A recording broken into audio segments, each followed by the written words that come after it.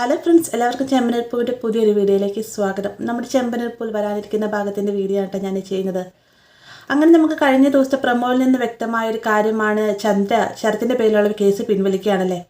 ഇതിനു വേണ്ടിയിട്ട് പല തവണകളായിട്ട് നമ്മുടെ സച്ചി രേവതി ശ്രമിക്കുന്നുണ്ടെങ്കിലും ഇവർക്കുടെ വാക്കിനൊരു പുല്ല് വില പോലും നൽകാതെ ശരത്തിൻ്റെ പേരിലുള്ള കേസ് താൻ പിൻവലിക്കുകയില്ല എന്നൊരു വാശിയോട് കൂടി തന്നെ ചന്ദ്രൻ നിൽക്കുന്നുണ്ട്.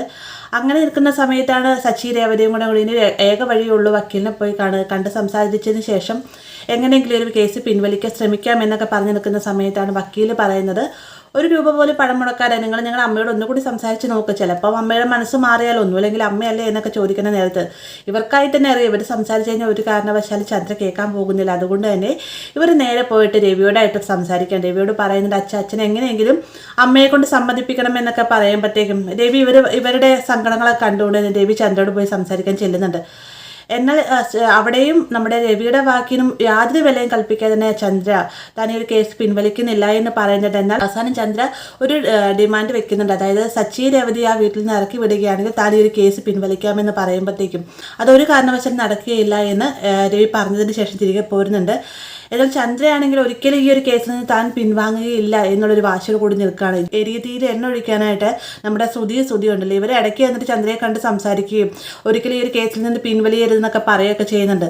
അങ്ങനെ ചന്ദ്ര ഈ ഒരു തീരുമാനത്തിൽ തന്നെ നിൽക്കുന്ന സമയത്താണ് അപ്പം എന്തൊക്കെ ചെയ്താലും ഇനിയിപ്പോൾ അമ്മ ഈ ഒരു കേസ് പിൻവലിക്കാൻ പോകുന്നത്. അപ്പം വക്കീലിനെ കണ്ട് തന്നെ ഈ ഒരു കേസ് പിൻവലിക്കാമെന്നൊക്കെ കരുതിക്കൊണ്ട് തന്നെ സച്ചി രേവതിയും കൂടി വക്കീലിനെ കണ്ട് സംസാരിക്കുമ്പോഴാണ് വക്കീൽ പറയുന്നത്, ഈ ഒരു കേസ് താൻ ഏറ്റെടുക്കുകയാണെങ്കിൽ 5 ലക്ഷം രൂപ നിങ്ങൾ മുടക്കേണ്ടി വരും.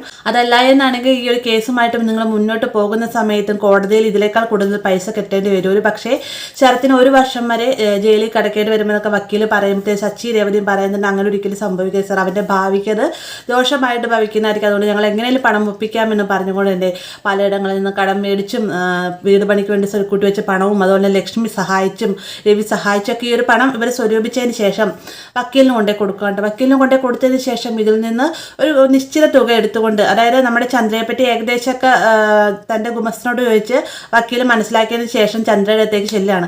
ചെന്നതിന് ശേഷം ഈ ഒരു കേസിൽ നിന്ന് മാറാനായിട്ട് ഒരുപാട് പറഞ്ഞ് ശ്രമിക്കുന്നുണ്ടെങ്കിലും ചന്ദ്ര എന്താണോ രവിയോട് സച്ചിയോടും പറഞ്ഞ് അതേ രീതിയിൽ തന്നെ വക്കീലിനോട് പറയുകയാണ്. ആ ഒരു സമയത്ത് ചന്ദ്രയ്ക്ക് പണത്തിനോട് കൊതിയുണ്ട് എന്ന് അറിഞ്ഞുകൊണ്ട് തന്നെ വക്കീൽ പറയുന്നത്, ഈ ഒരു കേസിൽ നിന്ന് പിൻവലിച്ചു കഴിഞ്ഞാൽ നിങ്ങൾ ചോദിക്കുന്ന തുക നിങ്ങൾക്ക് നൽകാമെന്ന് പറയുമ്പോഴത്തേക്ക് ചന്ദ്ര ചോദിക്കുന്നത് 2 ലക്ഷം രൂപയാണ് കേട്ടോ. ആ ഒരു തുക വക്കീൽ നൽകാമെന്ന് സമ്മതിക്കുന്ന സമയത്ത് ചന്ദ്രയെ തന്നെ മനസ്സിൽ ചിന്തിക്കുക, 2 ലക്ഷം രൂപ ഒരു 3-5 ലക്ഷം രൂപ ചോദിക്കുക, പക്ഷെ അദ്ദേഹം തന്നേനെ എന്നൊക്കെ ചിന്തിക്കുന്നൊക്കെ ഉണ്ട്. അങ്ങനെ ഈ ഒരു 2 ലക്ഷം രൂപയൊക്കെ മേടിച്ചതിന് ശേഷം സ്വന്തം വീട്ടിലേക്കായിട്ട് എന്തായാലും ഈ ഒരു തുക കൊണ്ടുപോകാമല്ല, കാരണം എവിടെ നിന്ന് ഈ ഒരു തുക കിട്ടിയെന്നുള്ള ചോദ്യം വരുമെന്ന് അറിയാവുന്നത് കൊണ്ട് തന്നെയും ഈ ഒരു തുക ബാമയുടെ കൈകളിൽ ഏൽപ്പിക്കുകയാണ് കേട്ടോ. ഇതിനിടയിൽ തന്നെ നമ്മുടെ ചന്ദ്ര കേസ് പിൻവലിച്ചു എന്നറിയുമ്പോഴത്തേക്കും സച്ചിക്ക് രവിക്കും ഒക്കെ ഭയങ്കര സന്തോഷം. എന്നാൽ ഈ ഒരു പണം നൽകിയിട്ടാണ് കേസ് പിൻവലിച്ചതെന്നുള്ള കാര്യം ഇവർക്കറിയില്ല കേട്ടോ. അങ്ങനെ സച്ചി തന്നെ മുൻകൈ എടുത്ത് തന്നെയാണ് ചന്ദ്രയെ വീട്ടിലേക്ക് തിരികെ കൊണ്ടുവരുന്നതെന്നോ അല്ലെങ്കിൽ ആ സ്വന്തം അമ്മയാണല്ലോ, അമ്മയ്ക്ക് തങ്ങളോടുള്ള സ്നേഹം കൊണ്ടാണ് കേസ് പിൻവലിച്ചത്, അങ്ങനെയൊക്കെ ഒരു മൈൻഡ് നമ്മുടെ സച്ചിയുടെ ഉള്ളിലുണ്ടാകും. സച്ചിയെ തന്നെ മുൻകൈ എടുത്ത് ചന്ദ്രയെ തിരികെ വീട്ടിലേക്ക് കൊണ്ടുവരികയൊക്കെ ചെയ്യുന്നുണ്ട്.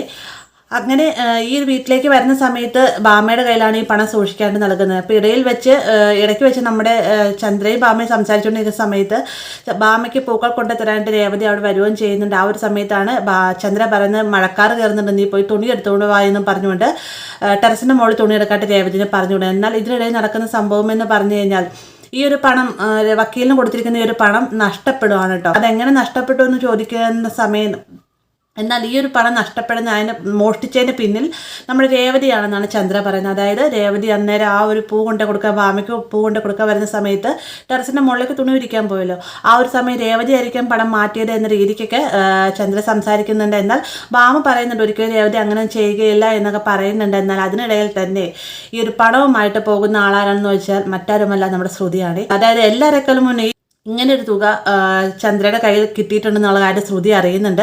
അത് ബാമയിൽ നിന്ന് തന്നെ ബാമ തന്നെ അറിയാതെ ശ്രുതിയോട് പറഞ്ഞു. ആ ഒരു പണം എടുക്കാനായിട്ട് ശ്രുതി വീട്ടിലേക്ക് ചെല്ലുകയും ചന്ദ്രയുടെ ആ ഒരു പണം എടുത്തുകൊണ്ട് പോയതിന് ശേഷം ആന്റണിക്ക് തുക കൊടുക്കുകയും ചെയ്യുന്നുണ്ട് കേട്ടോ. അപ്പോൾ ഇങ്ങനൊരു ഭാഗങ്ങളെല്ലാം തന്നെ വരുന്നുണ്ട്. ഇതുമായി ബന്ധപ്പെട്ട് രേവതിക്ക് ചെറിയ ചെറിയ കുറ്റപ്പെടുത്തലുകളെല്ലാം തന്നെ കേൾക്കുന്നുണ്ടെങ്കിൽ ഈ ഒരു പണം മോഷ്ടിച്ചത് ആരാണെന്നും ഇതെങ്ങനെ നഷ്ടപ്പെടുന്നു, ഈ ഒരു പണം ചന്ദ്രയ്ക്ക് എവിടെ നിന്ന് കിട്ടി, ഇത് ആരുടെ പണമാണെന്ന് എല്ലാം തന്നെ പിന്നീടുള്ള എപ്പിസോഡിൽ വരുന്നുണ്ട്. അത് വലിയ ലാഗ് അടിപ്പിക്കുന്നില്ല കേട്ടോ, അതെല്ലാം തന്നെ കണ്ടിന്യൂസ് ആയിട്ട് വേഗം തന്നെ കാണിക്കുന്നുണ്ട്. അപ്പോൾ ഇങ്ങനെയുള്ള ഭാഗങ്ങളെല്ലാം തന്നെ നമ്മൾ കാത്തിരിക്കുന്നതാണ്. വീഡിയോ ഇഷ്ടമായി ലൈക്ക് ചെയ്യാനും കൂടെ ചാനൽ സബ്സ്ക്രൈബ് ചെയ്യാനും മറക്കരുത്.